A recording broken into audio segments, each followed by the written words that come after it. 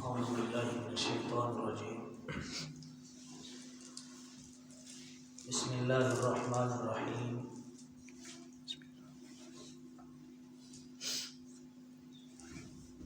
فضربنا علی آذانہم، پھر ہم نے تھپکی دی ان کے کانوں پر، فی الکہف غار میں، سنین عددا کئی سال، ثم بعثناہم پھر اٹھایا ہم نے ان کو، لنعلم تاکہ ہم معلوم کریں کہ ای الحزبین دونوں گروہوں میں سے کون سا گروہ احصی لما لبثوا امدا زیادہ یاد رکھنے والا ہے اس مدت کو کہ جتنا وہ ٹھہرے ہیں۔ نحن نقص علیک ہم بیان کرتے ہیں آپ پر، نبأہم بالحق حال ان کا حق کے ساتھ، انہم فتیۃ بے شک وہ چند نوجوان تھے، آمنوا بربہم جو ایمان لائے اپنے رب پر، وزدناہم ہدی اور ہم نے زیادہ کر دی ان کے لیے ہدایت۔ گزشتہ درس سے سورۃ الکہف کا درس چل رہا تھا، اور گزشتہ درس میں سورہ کہف کے فضائل گزر چکے ہیں۔ اس سورت کو سورہ کہف اس لیے کہتے ہیں کہ اس میں اصحاب کہف کا ذکر ہے۔ کہف غار کو کہتے ہیں، اور یہ چند نوجوان جو غار کے اندر ٹھہرے تھے 309 سال تک یہ سوئے رہے۔ اس سورت کے اندر ان کا ذکر ہے، اس لیے ان کو اس سورت کو سورۃ الکہف کہتے ہیں۔ اس سورت کے بہت زیادہ فضائل حدیث کی کتابوں میں آتے ہیں۔ ایک حدیث میں آتا ہے رسول اللہ صلی اللہ علیہ وسلم نے فرمایا، من قرأ سورۃ الکہف یوم الجمعۃ اضاء له من النور ما بینہ وبین الجمعتین، جس نے سورہ کہف کو جمعے والے دن پڑھا، اس جمعے سے لے کر اگلے جمعے تک اس کے لیے نور ہی نور ہوگا۔ سبحان اللہ۔ اور اسی طرح ایک حدیث کے اندر آتا ہے من حافظ، ایک حدیث میں آتا ہے جس نے سورہ کہف کو یاد کیا اللہ اس کو دجال کے فتنے سے محفوظ فرمائے گی۔ اور دجال کا فتنہ بہت بڑا فتنہ ہے، یہ ایسا فتنہ ہے کہ رسول اللہ صلی اللہ علیہ وسلم اپنے صحابہ کو دجال کے فتنے سے ڈراتے تھے۔ بہت بڑا فتنہ ہے، آپ نے فرمایا کہ جو سورہ کہف پڑھتا ہے وہ دجال کے فتنے سے محفوظ رہے گا۔ حتیٰ کہ فرمایا من حفظ 10 آیات من اول سورۃ الکہف عصم من فتنۃ الدجال، جو آدمی سورہ کہف کی پہلی 10 آیتیں یاد کر لے گا اللہ اسے دجال کے فتنے سے محفوظ فرمائے گا۔ اور ایک حدیث میں 10 پہلی صورتیں پڑھنے کا ذکر ہے، جو 10 پہلی صورتیں پڑھے گا، 10 پہلی آیتیں پڑھے گا تو وہ دجال کے فتنے سے محفوظ رہے گا۔ اور ایک روایت کے اندر آتا ہے من قرأ 10 الاخیرۃ، جس نے آخری 10 آیتیں پڑھی، عصم من فتنۃ الدجال، وہ آدمی دجال کے فتنے سے محفوظ رہے گا۔ اور ایک حدیث میں آتا ہے من قرأ 3 آیات من اول سورۃ الکہف، جس نے سورہ کہف کی پہلی 3 آیتیں پڑھ لیں وہ بھی دجال کے فتنے سے محفوظ رہے گا۔ سبحان اللہ۔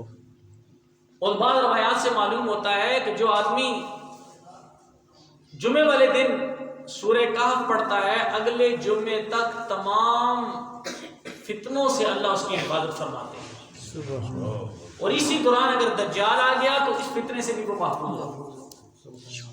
جمعے والے دن سورہ کہف پڑھے، اگلے جمعے تک جتنے بھی فتنے ہیں اللہ ان فتنوں سے اس کی حفاظت فرماتے ہیں۔ تو کتنی بڑی اس سورت کی فضیلتیں ہیں، اس لیے قرآن مجید کے ساتھ محبت ہونی چاہیے، قرآن مجید پڑھنا چاہیے۔ بزرگوں نے لکھا ہے کہ قرآن مجید کے پڑھنے کا ایک طریقہ یہ بھی ہے کہ آدمی جمعے والے دن سورہ کاف پڑھے، رات کو سوتے وقت سورہ ملک پڑھے، صبح اٹھے تو سورہ یاسین پڑھے. یہ بھی اگر اس طریقے سے بھی ہم قرآن پڑھیں تو روزانہ ہم قرآن پڑھنے والے بن جائیں گے. ان ساری صورتوں کی فضیلتیں بھی آتی ہیں. تو بہرحال یہ بات بھی گزشتہ درس میں گزر چکی ہے کہ اس آیت کا شان نزول کیا ہے. مشرکین مکہ نے 2 آدمیوں کو مدینہ میں بھیجا یہودیوں کے پاس. یہودیوں کے پاس گئے، جا کر کہنے لگے کہ نعوذ باللہ محمد صلی اللہ علیہ وسلم وہ توحید کی دعوت دیتے ہیں، نعوذ باللہ ہم ان سے بہت تنگ ہیں، تو آپ ہمیں بتائیں کہ یہ اللہ کے نبی ہیں یا نہیں. انہوں نے کہا 3 باتیں جا کر ان سے پوچھو، اگر وہ نبی ہوئے تو وہ جواب دے دیں گے، اگر نبی نہ ہوئے تو اس کا جواب وہ نہیں دے سکتے. اگر نبی ہوئے تو جواب دیں گے، نبی نہ ہوئے تو جواب نہیں دے سکیں گے. وہ 3 چیزیں کیا ہیں؟ ایک کا ذکر سورہ بنی اسرائیل کے اندر آتا ہے، وَيَسْأَلُونَكَ عَنِ الرُّوحِ، وہ روح کے بارے میں سوال کرتے ہیں، روح کیا ہے. اور دوسری چیز وہ نوجوان کون سے ہیں جو بادشاہ کے ڈر سے اپنے گھروں سے نکلے، غار کے اندر پناہ لی اور وہاں اللہ نے ان پر نیند طاری کر دی. تیسرے ذوالقرنین بادشاہ کون ہے جس نے مشرق اور مغرب کا چکر لگایا، وہ ذوالقرنین بادشاہ کون ہے. یہ 3 سوال. بعض روایت کے اندر تیسرا سوال جو ہے موسیٰ علیہ السلام اور خضر علیہ السلام کا قصہ تیسرا سوال آتا ہے جو اسی صورت کے اندر ہے. تو اس پر اللہ رب العزت نے یہ آیتیں نازل کی، اور ان آیتوں کے اندر اس صورت کے اندر اللہ رب العزت نے مشرکین کے ان سوالوں کا اللہ رب العزت نے جواب دے دیا. تو آج کی جو آیات ہیں ان کے اندر وہ قصہ شروع ہو رہا ہے. وہ قصہ اصحاب کہف کا خلاصتاً پہلے بھی بیان ہو چکا ہے، انشاءاللہ ساتھ ساتھ تفصیل کے ساتھ آتا بھی رہے گا. اور یہ بتایا تھا ایک بات کہ یہ اس کا زمانہ کون سا ہے، کس زمانے میں یہ واقعہ پیش آیا. قرآن مجید کے اندر یا حدیث کے اندر اس کی تصریح نہیں ملتی. قرآن مجید کے اندر یا حدیث کے اندر اس بات کی تصریح نہیں ملتی کہ یہ واقعہ کب پیش آیا، لیکن مؤرخین کی ذاتی کوششوں کا نتیجہ ہے. کچھ تاریخیں انہوں نے بیان کی ہیں. بعض مفسرین کہتے ہیں قبل المسیح 161 سال پہلے، عیسیٰ علیہ السلام کی پیدائش سے 161 سال پہلے یہ واقعہ پیش آیا تھا. لیکن زیادہ تر مؤرخین کہتے ہیں کہ یہ بعد المسیح، عیسیٰ علیہ السلام کے بعد 250 سال کے بعد یہ واقعہ پیش آیا ہے. اکثر مفسرین کی رائے یہی ہے کہ عیسیٰ علیہ السلام کے 250 سال بعد یہ واقعہ پیش آیا ہے. اور یہ نوجوان سو گئے، جس وقت یہ اٹھے تو رسول اللہ صلی اللہ علیہ وسلم کی پیدائش سے 20 سال قبل یہ اٹھے تھے. رسول اللہ صلی اللہ علیہ وسلم کی پیدائش سے 20 سال قبل یہ اٹھے تھے. تو یہ نوجوان جو تھے جس علاقے کے اندر رہتے تھے وہاں کا. اب دوسری بات یہ ہے کہ یہ کس علاقے کے اندر ہے. اس کے اندر بھی شدید قسم کا اختلاف ہے کہ کس علاقے کے اندر یہ غار پائی جاتی ہے. بعض کہتے ہیں دمشق سے 25 کلومیٹر پر ہے، بعض نے پیٹرا اور کافی سارے مقامات لکھے ہیں. لیکن خلاصہ یہ ہے کہ سب سے زیادہ مؤرخین مفسرین جس پر متفق ہوئے وہ کون سی جگہ ہے، وہ کہتے ہیں شام. اصل میں اس اختلاف کی ایک وجہ ہے، مفسرین نے لکھا ہے کہ اس دور کے اندر رہبانیت ہوتی تھی. لوگ غاروں کے اندر چلے جاتے تھے، وہاں جا کر عبادت کرتے تھے. ہماری شریعت کے اندر تو رہبانیت نہیں ہے. حدیث کے اندر آتا ہے، آپ نے فرمایا لا رہبانیت فی الاسلام، اسلام کے اندر رہبانیت نہیں ہے کہ تم سب کچھ بیوی بچوں کو چھوڑ کر، قبیلے کو چھوڑ کر جا کر غار کے اندر بیٹھ جاؤ. ہماری شریعت کے اندر یہ چیز نہیں ہے. پہلی شریعتوں کے اندر کیونکہ رہبانیت تھی، لوگ گھروں سے نکل جاتے تھے، غاروں کے اندر بیٹھتے تھے، پوری زندگی وہیں عبادت کرتے کرتے وہیں ختم ہو جاتے تھے، فوت ہو جاتے تھے، وہیں قبریں بنتی تھی. اس لیے اکثر ایسی جگہ موجود ہیں کہ جہاں پر غاریں ہیں وہاں قبریں بنی ہوئی ہیں. اس اختلاف کی ایک وجہ یہ بن جاتی ہے. لیکن سب سے زیادہ محدثین مفسرین جس قول پر متفق ہیں وہ شام کا علاقہ ہے، ایشیا کوچک. اس کے قریب ایک شہر افسوس جس کا نام ہے. آج کل اس کو ترسوس کہتے ہیں، عربی والے اس کو ترسوس کہتے ہیں۔ افسوس اس شہر کا نام ہے، اس سے 9 میل کے فاصلے پر یہ غار ہے۔ تو یہ غار ابھی بھی موجود ہے، لوگ جاتے ہیں، لیکن جو میں نے پہلے بتائے ہیں ان مقامات پر بھی غار ہے، وہاں بھی لوگ جاتے ہیں دیکھنے کے لیے، وہاں بھی مسجد بنی ہوئی ہے، کتبے بنے ہوئے، لوگوں کا خیال ہے کہ شاید، لیکن زیادہ تر یہی ہے کہ یہ ایشیائی کوچک کا علاقہ ہے، افسوس شہر کے 9 میل کے فاصلے پر ہے۔ تو قرآن مجید کے اندر اس کی تصریح نہیں آتی۔ اس کی وجہ یہ ہے کہ قرآن مجید کوئی تاریخ کی کتاب نہیں ہے، قرآن مجید کوئی قصے اور کہانیوں کی کتاب نہیں ہے۔ قرآن مجید نے صرف سارے واقعات کا وہی چیز لب لباب اور خلاصہ بیان کیا ہے جس کے اندر کوئی سبق ملتا ہے۔ انسانیت کے لیے کوئی سبق ہے تو وہ چیز بیان کر دی ہے۔ صرف ایک واقعہ قرآن مجید کے اندر جو ترتیب کے ساتھ ہے وہ سورہ یوسف علیہ السلام کا واقعہ ہے۔ اس کے علاوہ جتنے بھی واقعات ہیں وہ ترتیب کے ساتھ کوئی بھی واقعہ نہیں ہے۔ اور جتنی چیزیں مبہم ہیں، مفسرین نے یہ بھی لکھا ہے اب ہیمو و ابہم اللہ، جن چیزوں کو اللہ نے مبہم رکھا ہے اس کو تم بھی مبہم رکھو، جن چیزوں کو اللہ نے مبہم رکھا ہے انہیں تم بھی مبہم رکھو۔ ان کی تلاش کرنے کی ضرورت نہیں ہے، قریدنے کی ان کو ضرورت نہیں ہے۔ تو یہ نوجوان جس شہر کے اندر تھے وہاں کا شہر کا جو بادشاہ تھا دقیانوس، وہ بڑا ظالم قسم کا بادشاہ تھا۔ بعض تفسیروں کے اندر آتا ہے کہ یہ کسی عیسائی پادری کے پاس بیٹھے، انہوں نے توحید بیان کی، ان کو توحید سمجھ آ گئی۔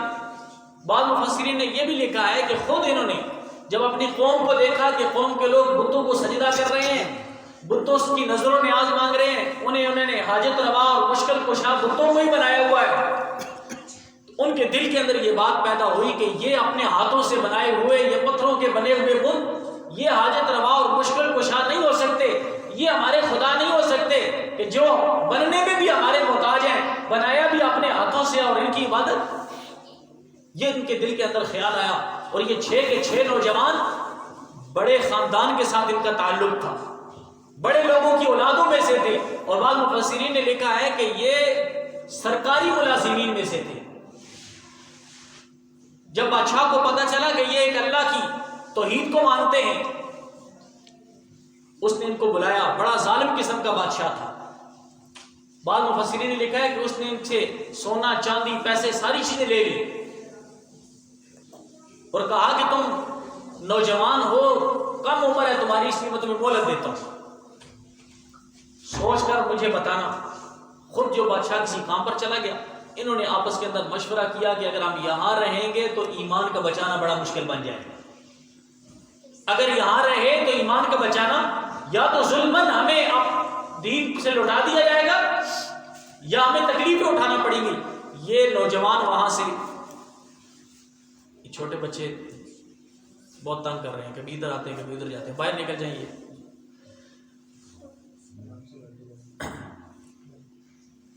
توجہ کریں بیٹا۔ تو انہوں نے کہا کہ یہاں رہنا ہمارے لیے مشکل ہو جائے گا۔ یہ تینوں نکلے، راستے میں ایک چرواہا ملا، اس چرواہے نے ان سے پوچھا، تو انہوں نے اس چرواہے کو پہلے تو ہچکچاتے رہے، اس کے بعد اس کو بتا دی ساری بات۔ چرواہے نے کہا کہ میں بھی اس اللہ کی توحید کو مانتا ہوں، میں بھی تمہارے ساتھ چلوں گا۔ سبحان اللہ۔ وہ چرواہا بھی ساتھ ہو گیا، اور جو کتا تھا اس چرواہے کا وہ بھی ساتھ ہو گیا۔ اور آتا ہے کہ جب انہوں نے کتے کو دور کرنے کی کوشش کی، کیونکہ کتے کی عادت ہوتی ہے دوسرے کتوں کو دیکھتا ہے وہ شور مچانا شروع کر دیتا ہے، اسے اللہ نے زبان دی کہ میں بھی تمہارے ساتھ رہنا چاہتا ہوں۔ اس نے کہا کہ میں بھی تم لوگوں کے، شیخ سعدی فرماتے ہیں، کہتے ہیں نوح علیہ السلام کے بچے کی صحبت اچھی نہیں تھی، کافروں والی صحبت تھی، خاندان کے لیے بدنامی کا سبب بنا۔ اور اصحاب کہف کے کتوں کی صحبت، کتے کی صحبت نیک لوگوں کے ساتھ تھی، انسانوں جیسا ہوگا۔ سبحان اللہ۔ فقہاء نے لکھا ہے 12 جانور جنت کے اندر جائیں گے، ان میں سے ایک اصحاب کہف کا کتا بھی ہوگا۔ تو یہ کتا بھی ساتھ چلا، غار کے اندر انہوں نے پڑاؤ ڈالا، غار کے اندر ٹھہرے، ایک آدمی کے پاس پیسے جمع کرا دیے، اور ایک آدمی وقتاً فوقتاً جاتا تھا، علاقے کے حالات معلوم کر کے آتا تھا۔ بادشاہ جب واپس آیا اس نے دیکھا نوجوان نہیں ہے، اس نے تلاش کرنا شروع کر دیا، حتیٰ کہ خود بھی تلاش کرنے کے لیے نکلا، بعض تو یہ کہتے ہیں کہ غار کے قریب بھی پہنچ گیا، لیکن ان نوجوانوں کو وہ تلاش نہیں کر سکا. اللہ رب العزت نے ان پر نیند طاری کر دی، یہ سو گئے. تو فرمایا نحن نقص علیک، ہم قصہ بیان کرتے ہیں، نبأہم بالحق، سچا قصہ، انہم فتیۃ آمنوا، وہ نوجوان تھے ایمان والے، ایمان لانے والے تھے، بربہم، اپنے رب پر، وزدناہم ہدی، ہم نے ان کی ہدایت کو زیادہ کر دیا، وربطنا علی قلوبہم، ہم نے ان کو دلوں کو مضبوط کر دیا، اذ قاموا، جب وہ کھڑے ہوئے بادشاہ کے سامنے، فقالوا، انہوں نے کہا، ربنا، ہمارا رب وہ ہے رب السماوات والارض، جو آسمانوں کا رب ہے، زمینوں کا رب ہے، لن ندعو من دونہ الہا، اس کے علاوہ ہم کسی کو نہیں پکاریں گے، اس کے علاوہ ہم کسی کو خدا نہیں بنائیں گے. اگر ہم نے ایسا کیا، لقد قلنا اذا شططا، البتہ تحقیق یہ تو پھر زیادتی کرنے والی بات ہے، یہ تو زیادتی ہوگی، ہم ایک اللہ کے علاوہ ہم کسی کی عبادت نہیں کریں گے.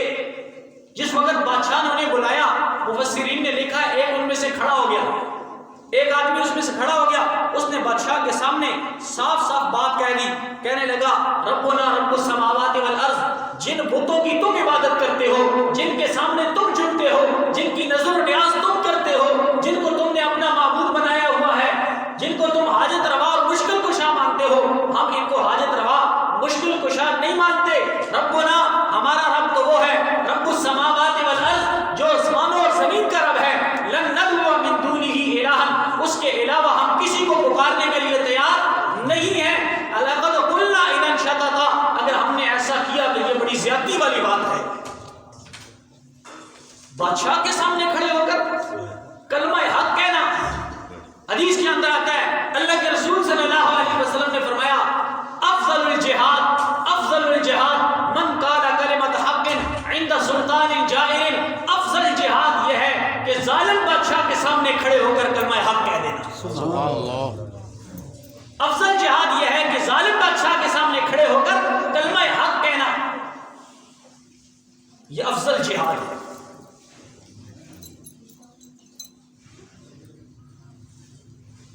تو بادشاہ کے سامنے کھڑے ہو کر کلمہ حق کہہ دیا. فرعون کا واقعہ آتا ہے، موسیٰ علیہ السلام جس وقت فرعون کے جادوگروں نے ایمان لایا، موسیٰ علیہ السلام کا معجزہ دیکھا، ایمان لایا. فرعون نے اس وقت کہا، کیا تم اس پر ایمان لاتے ہو؟ لَأُقَطِّعَنَّ أَيْدِيَكُمْ وَأَرْجُلَكُمْ مِنْ خِلَافٍ، میں تمہارے ہاتھوں کو کاٹ دوں گا، تمہارے پاؤں کو کاٹ دوں گا. لَأُصَلِّبَنَّهُمْ فِي جُذُوعِ النَّخْلِ، میں کھجور کے تنوں پر تمہیں سولی چڑھا دوں گا. تو ان جادوگروں نے جو چند منٹ پہلے کافر تھے مسلمان ہوئے، انہوں نے کیا جواب دیا؟ انہوں نے کہا، فَقْضِ مَا أَنْتَ قَاضٍ، جو کرنا چاہتا ہے وہ کر لے، ہمارا ایمان اتنا مضبوط ہو چکا ہے کہ تو ہمیں اسلام سے پھیر نہیں سکتا. صحابہ کے واقعات آتے ہیں، حضرت خباب کو کافروں نے انگاروں کے اوپر لٹا دیا، انگاروں کے اوپر. آج ہم ایک انگارے کے اوپر نہیں لیٹ سکتے، آگ جلاتے انگاروں کے اوپر لٹا دیا، لیکن حضرت خباب اسلام سے پھرے نہیں. حضرت بلال ریت پر لیٹے، انگاروں پر لیٹے، گلے میں رسیاں ڈال کر کھینچا گیا، حضرت بلال نے ایمان کو چھوڑا نہیں ہے. حضرت عبداللہ بن حذافہ رضی اللہ عنہ جس وقت عیسائی بادشاہ نے قید کر لیا، کہا نوجوان تو عیسائیت قبول کر لے، رشتہ دے دوں گا. حضرت حذافہ تیار نہیں ہوئے، کہنے لگا عیسائیت قبول کر لے، تجھے بادشاہ بنا دوں گا. حضرت حذافہ تیار نہیں ہوئے، اس نے کہا تیل کے کڑا گرم کرو. حضرت حذافہ کے ساتھیوں میں سے ایک کو پھینکا، دوسرے کو پھینکا، کہا اب بھی تیرے لیے موقع ہے، اسلام کو چھوڑ دے، عیسائیت قبول کر لے. کہا کہ اسلام اس لیے نہیں قبول کیا تھا کہ اس کو چھوڑ دیا جائے، اسلام چھوڑنے والی چیز نہیں ہے، میں اسلام کو نہیں چھوڑ سکتا. آخر بادشاہ نے کہا ان کو بھی قریب لے جاؤ، کہا قریب لے جاؤ، پھینکنا نہیں. جب قریب لے گئے، حضرت عبداللہ بن حذافہ کی آنکھوں سے آنسو آ گئے. بادشاہ نے کہا واپس لے آؤ. بادشاہ سمجھا شاید عبداللہ ڈر گیا ہے، تیل کے اندر ڈالے جانے کی وجہ سے ڈر گیا ہے. کہا عبداللہ آپ بتاؤ کیوں رو رہے ہو، آنکھوں میں آنسو کیوں آئے؟ عبداللہ بن حذافہ نے کہا بادشاہ تو غلط سمجھا ہے، میں ڈرا نہیں ہوں، میری آنکھوں میں آنسو اس لیے آ گئے ہیں کہ میرے دل میں خیال آیا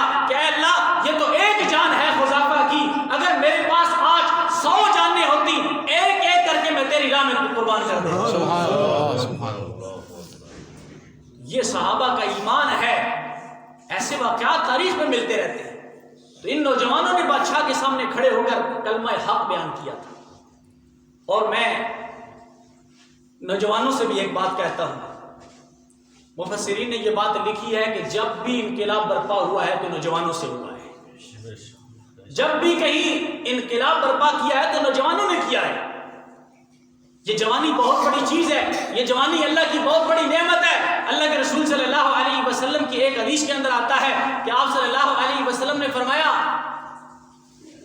اغتنم خمسا قبل خمس، 5 چیزوں کو 5 سے پہلے غنیمت جانو۔ شباب کا قبل حرم کا، جوانی کو غنیمت جانو بڑھاپے سے پہلے۔ شباب کا قبل حرم کا، نوجوان جوانی کو غنیمت جانو بڑھاپے سے پہلے۔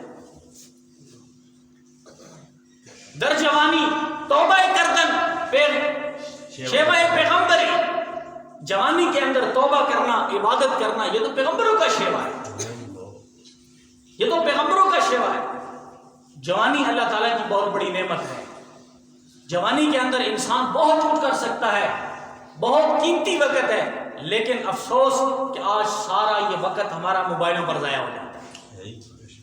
ہمارے نوجوانوں کی زندگی کو ختم کر دیا ہے کس نے؟ موبائل۔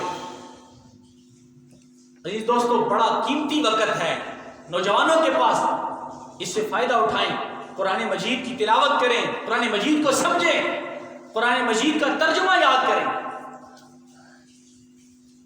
کم از کم قرآن مجید کا ترجمہ تو ہمیں آنا چاہیے۔ کیا ہماری قرآن سے محبت ہے؟ ہمیں پتہ ہی نہیں کہ قرآن کیا کہتا ہے۔ ہمیں تو اتنا پتہ نہیں کہ نماز میں ہم کیا پڑھتے ہیں۔ کم از کم نماز کا ترجمہ تو آنا چاہیے نا۔ اللہ سے باتیں کر رہے ہیں، نماز کے اندر اللہ سے کیا مانگ رہے ہیں، پتہ نہیں اللہ سے کیا مانگ رہے ہیں۔ پڑھتے ہیں لیکن پتہ نہیں اللہ سے کیا مانگ رہے ہیں۔ تو اس لیے اس جوانی کو غنیمت سمجھ کر قرآن مجید کے ساتھ تعلق بنا لیں۔ قرآن مجید اللہ تعالیٰ کی بہت بڑی نعمت ہے، اس نعمت کا فائدہ اٹھائیں۔ تو فرمایا وَرَبَطْنَا عَلَىٰ قُلُوبِهِمْ، ہم نے ان کے دلوں کو مضبوط کر دیا۔ اللہ فرماتے ہیں ہم نے ان کے دلوں کو مضبوط کر دیا۔ موسیٰ علیہ السلام جب پیدا ہوئے نا تو والدہ پریشان ہوگی، کیا کرے؟ کوئی ماں اپنے بچے کو صندوق میں ڈال کر سمندر کے اندر، دریا کے اندر تو نہیں نا پھینک سکتی۔ ماں کا اتنا جگرا کہاں ہوتا ہے کہ اپنے بچے کو صندوق میں بند کر کے وہ سمندر میں پھینک دے۔ اللہ رب العزت اس جگہ پر فرماتے ہیں ربطنا علی قلبہا، ہم نے اس کے دل کو مضبوط کر دیا۔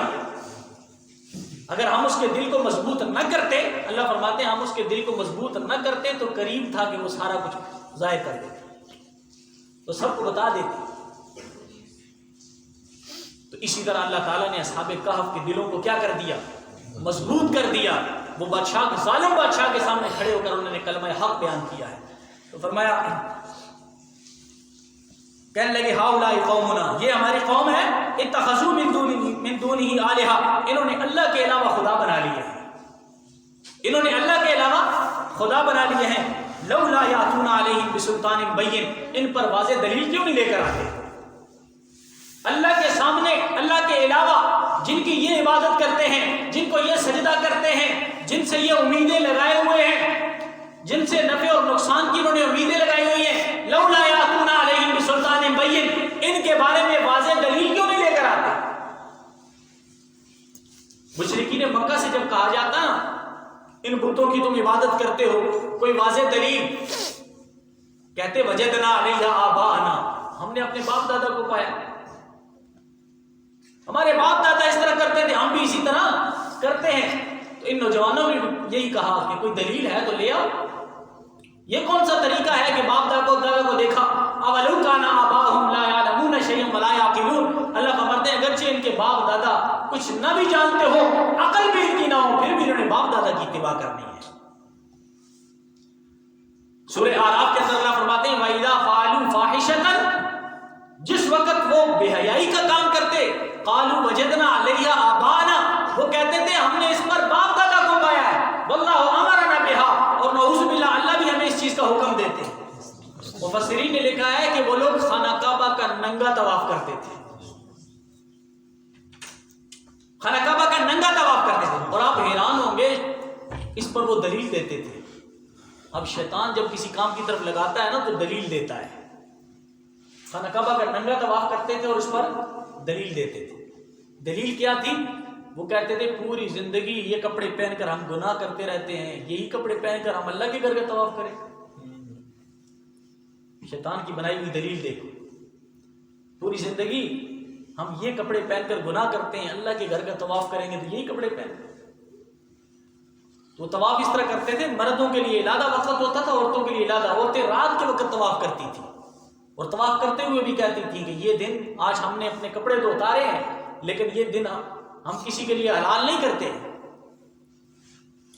راتوں کے وقت وہ بعض مفسرین نے لکھا ہے کہ تھوڑا بہت کپڑا ہوتا تھا ان کے جسم پر، شرمگاہیں ڈھانپتے تھے، لیکن بہرحال وہ خانہ کعبہ کا ننگا طواف کرتے تھے۔ شیطان نے اس کو اس طرف لگایا ہوا، مرد بھی۔ ہاں مشرکین مکہ میں سے اگر کوئی کپڑا کسی کو دے دیتا، قریش میں سے، قریش جو خانہ کعبہ کے والی تھے نا، وہ اگر کسی کو کپڑا دے دیتے تو وہ کپڑا پہن کر طواف کرتا تھا، اگر وہ کپڑا نہیں دیتے تو پھر ننگا طواف کرتے۔ تو اللہ فرماتے ہیں وَإِذَا فَعَلُوا فَاحِشَةً، جب وہ بے حیائی کا کام کرتے تھے، قَالُوا وَجَدْنَا عَلَيْهَا آبَاءَنَا، کہتے تھے ہم نے باپ دادا کو پایا ہے، اور کہتے تھے وَاللَّهُ أَمَرَنَا بِهَا، اللہ نے بھی ہمیں اسی چیز کا حکم دیا ہے۔ اللہ نے فرمایا ان اللہ لا یامر بالفحشاء، اللہ بے حیائی کا حکم نہیں دیتے۔ ان اللہ یامر بالعدل والاحسان، اللہ عدل کا حکم دیتے ہیں، احسان کا حکم دیتے ہیں۔ وینہا عن الفحشاء والمنکر، بے حیائی اور منکر چیزوں سے اللہ روکتے ہیں، اللہ منع کرتے ہیں۔ اللہ نے ان چیزوں کا حکم، ہاں باپ دادا کی اتباع جائز نہیں ہے، لیکن اگر باپ دادا قرآن اور حدیث کے مطابق زندگی گزار رہے ہیں پھر اتباع جائز ہے۔ قرآن کے اندر آتا ہے یوسف علیہ السلام نے کہا تھا واتبعت ملت آبائی، میں نے اتباع کیا اپنے باپ دادا کی، ابراہیم و اسحاق، جو ابراہیم علیہ السلام، تو کیونکہ ان کے باپ دادا جو ہے وہ صحیح شریعت پر ہے تو ان کی اتباع جائز ہے۔ اگر کوئی آدمی صحیح شریعت پر چل رہا ہے، قرآن و حدیث کے مطابق چل رہا ہے تو اس کی اتباع کرنا جائز ہے۔ تو یوسف علیہ السلام نے یہی کہا تھا کہ میں اپنے باپ دادا کی اتباع کر رہا ہوں، ان کے باپ دادا، کیونکہ تو مشرکین کے باپ دادا وہ ہدایت پر نہیں تھے، تو اللہ نے فرمایا کہ اولو کان آباؤہم لا یعقلون شیئا ولا یہتدون، اگرچہ ان کے باپ دادا عقل بھی نہ رکھتے ہو، ہدایت بھی نہ رکھتے ہو، تو انہوں نے انہی کی اتباع کرنی ہے۔ تو فرمایا وَإِذِ اعْتَزَلْتُمُوهُمْ، اور جب ان سے جدا ہوئے،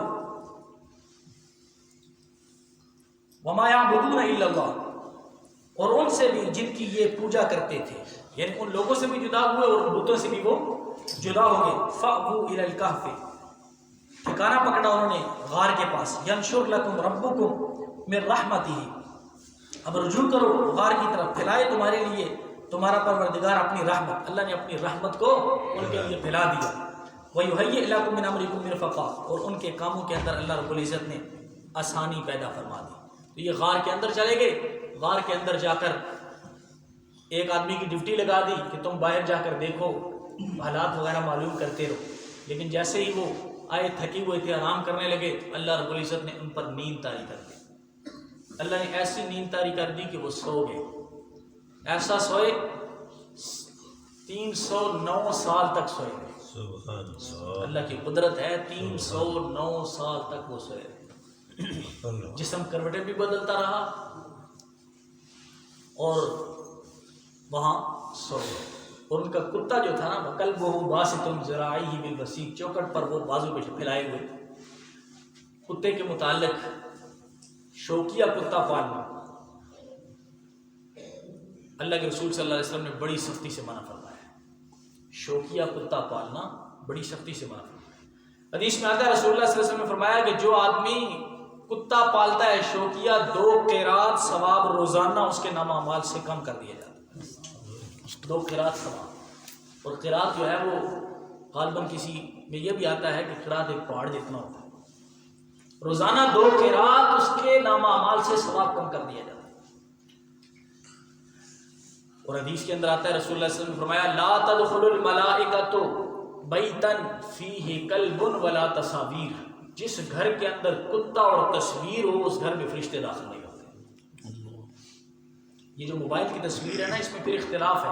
اکثر علماء کہتے ہیں کہ یہ تصویر کا حکم نہیں ہے، لیکن جو ہم نے گھروں میں لٹکائی ہوئی ہے نا اس میں کسی کا اختلاف نہیں. یہ جو تصویریں گھروں کے اندر لگی ہوئی ہیں کسی کی بھی تصویر کیوں نہ ہو، ہمارے والدین کی تصویر ہے، بھائیوں کی تصویر ہے یا بزرگوں کی تصویر ہے، کسی کی بھی تصویر ہے، لا تدخل الملائکہ، تو فرشتے نہیں داخل ہوتے. یہ ایک حدیث نہیں، اتنی حدیثیں ہیں کہ آپ حیران ہو جائیں گے تصویر کے متعلق. رسول اللہ صلی اللہ علیہ وسلم گھر میں تشریف لائے، گھر میں ایک پردہ لٹکا ہوا تھا، پردے پر کچھ تصویریں بنی ہوئی. رسول اللہ صلی اللہ علیہ وسلم گھر میں گئے ہی نہیں، واپس مسجد کی طرف چلے گئے.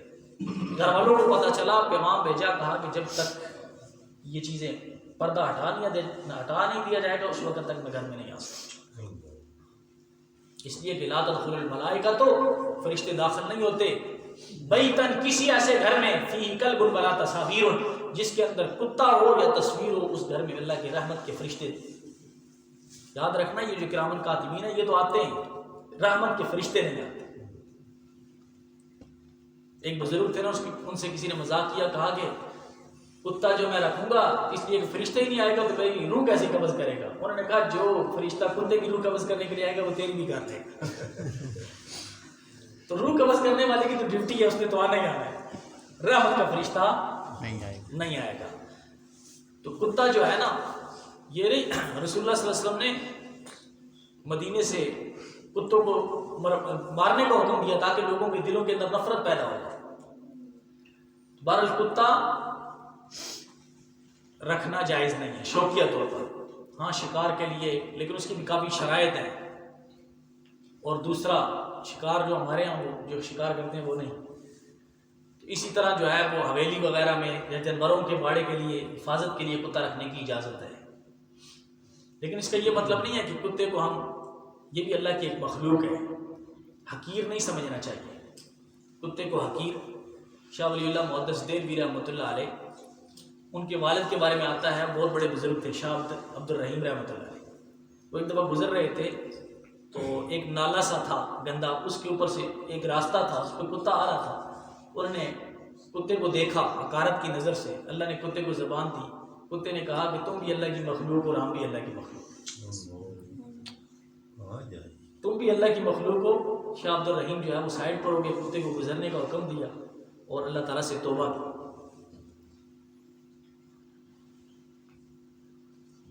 حضرت عیسیٰ علیہ السلام کے بارے میں آتا ہے کہ ایک دفعہ گزر رہے تھے، سامنے سے خنزیر آ گیا. انہوں نے راستہ دیا تو ساتھیوں نے کہا حضرت یہ تو خنزیر ہے، اللہ کا معتوب جانور ہے. انہوں نے کہا بے شک معتوب ہے، لیکن ہمیں تو اخلاق کا حکم دیا گیا ہے، ہمیں تو اخلاق کا. حضرت عبداللہ بن مسعود رضی اللہ عنہ فرماتے تھے لو سخرت بالکلب خشیت ان اکون کلبا، اگر میں کتے کا مذاق اڑاؤں نا تو مجھے ڈر لگتا ہے اللہ سے کہیں میں بھی کتا نہ بن جاؤں. لو سخرت بالقلب، اگر میں کتے کا بھی مذاق اڑاؤں تو مجھے خوف ہے کہ کہیں مجھے کتا نہ بنا دیا جائے. تو بہرحال کتا رکھنا جو ہے یہ جائز نہیں ہے. وترى الشمس، تو دیکھے گا سورج کو، اذا طلعت، جس وقت وہ طلوع ہوتا ہے، تزاور عن کهفه، وہ کترا جاتا ہے غار سے، ذات الیمین دائیں طرف، واذا غربت، جب غروب ہوتا ہے، تقرضهم، تو کترا جاتا ہے شمال بائیں طرف، وهم فی فجوۃ من، اور وہ کھلی جگہ پر پڑے ہوئے. یعنی ایسی غار کی جو حالت تھی، بناوٹ تھی اس کی ایسی کہ سورج کی تپش نہیں پڑتی تھی اس کے اندر، یعنی تیز دھوپ سورج کی اس کے اندر نہیں پڑتی تھی. سورج طلوع ہوتا تھا نا فوراً تھوڑی سی روشنی جاتی تھی اور اس کے بعد کترا جاتی تھی دائیں طرف. اسی طرح غروب ہوتے وقت بھی تھوڑی سی روشنی جاتی تھی اور فوراً بائیں طرف کترا جاتی تھی. یعنی روشنی جاتی تھی اس کے اندر، ہوا کا بھی انتظام تھا، لیکن تیز دھوپ اس کے اوپر نہیں پڑتی تھی.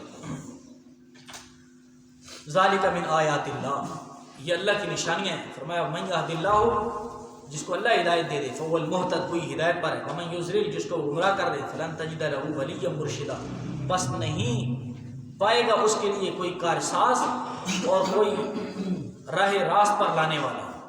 اللہ رب العزت عمل کرنے